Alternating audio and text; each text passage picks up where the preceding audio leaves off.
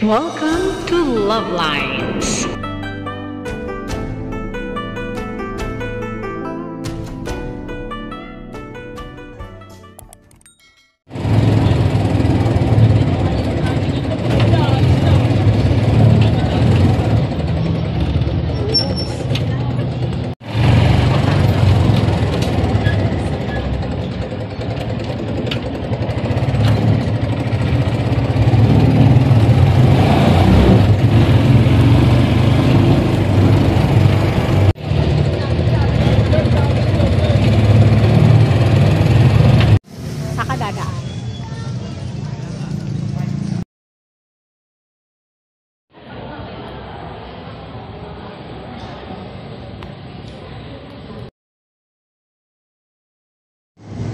Happy New Year!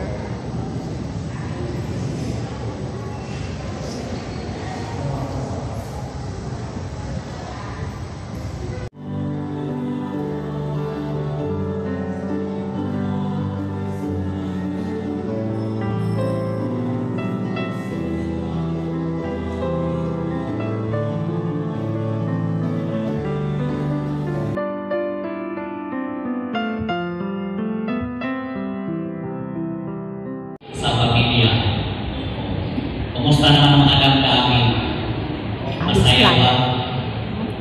Masaya na. Hindi ata kayo sure. Mga kapatid, ang pinagdiriwang natin ngayon ay kapistahan ng isang ina ng Diyos. Si Maria, ang ina ng Diyos. Ang tawag sa kanya ay Theotokos. Yun po ang dugma. Na ina talaga siya ng isang Diyos na si Kristo. Kaya ang kaligtasan ay napakalaking part. Kaya dapat natin siyang pasalamatan. Dapat natin siyang purihin. Dapat natin siyang handlugan ng pasasalamat at pagdagan. Ginawa ba natin yun? Ginawa hindi. Bakit hindi ata kayo sure? Sabihin natin sa kanila, salamat sa buhay. Salamat sa pagmamahal. Salamat sa sakripisyo. Kasi darating ang panahon, pag hindi na at amanin kayo. Pag hindi kayo marunong pumalang ang pagmahal at pumulong sa inyong magulang kayo, darating ang panahon, yun din ang gagawin ng inyong anak sa inyo. No wonder. Dahil yun din ang ituturo sa anak mo kung ano ka. So ngayon na, magbago tayo. Gagawa tayo ng game plan kung anong dapat gawin at pag-uwin sa year 2025 para i-bless tayo ni Lord. Amen? Napakasakit bilang ina na ginawa ko ang lahat sa araw. Kaya this is the right moment.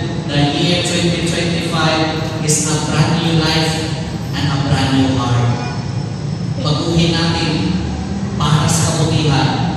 Baguhin natin para sa tagumpay. Baguhin natin para sa kapayapaan. Amen? Gusto nyo ba ng kapayapaan? Gusto nyo ba ng yumaman? Nasa inyo na yun. Gusto nyo ba na magkakaisa at magmahalan kayo sa inyong pamilya? Gawin nyo po. Dahil ang pagbabastas ni Kristo ay nandyan lang. Kasi kayo ang ikilos, tingnan nyo sa unang pagbasa mula sa aklat ng Bilang. Napakaganda ang panalangin na ginamit ng pari para sa mga tao. Ano ang ginamit niya? Naway pagpalalangin kayo. O tingnan mo, naway, sabihin, hindi pa sure. Dahil nasa inyo. Pero nanalangin siya na sikat, basbasan kayo at pagyayamanin. Kaya lang nasa inyo. Sino man sa inyo dito ang kumikita ng pera at hindi magtatrabaho? Kayong matakot at huwag kayong mag-alala. Believe and claim in your heart. Dahil hindi niya tayo mababayaan. Dahil ang sabi ng pangalawang pagbasa sa unang libro sa mga taga-Galatia, mga kaanak na tayo ng Diyos. Mga kapatid. Kaya nga, hindi na tayo kaiba sa Kanya. Dahil ang tinatanggap natin sa banal na komunyon, kaya Kanyang katawan at dugo. Iisa na tayo kay Kristo.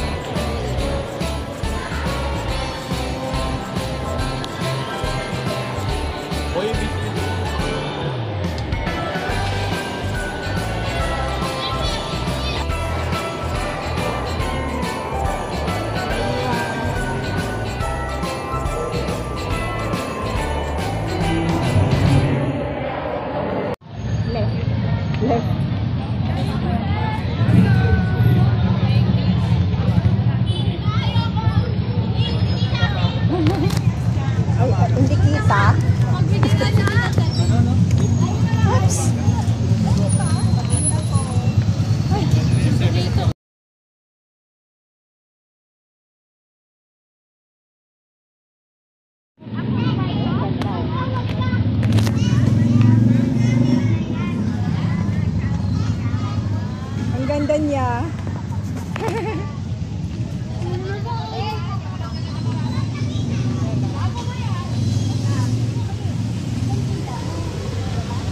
Pa-tricycle na tayo pauwi doon. Sana lang tayo mag-ano.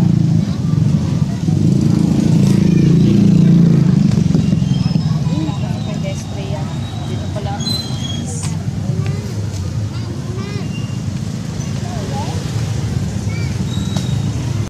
So that's all for now. Thank you so much for watching. Once again, this is Love Lines. Have a good day and God bless.